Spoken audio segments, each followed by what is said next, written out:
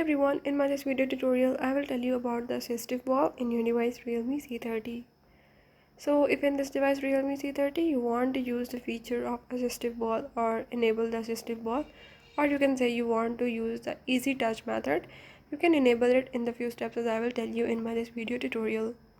Before that, if you are new to my channel, don't forget to subscribe and press the bell icon. Follow the steps and watch complete video and you will learn how you can enable the assistive ball in your device. Let's watch it.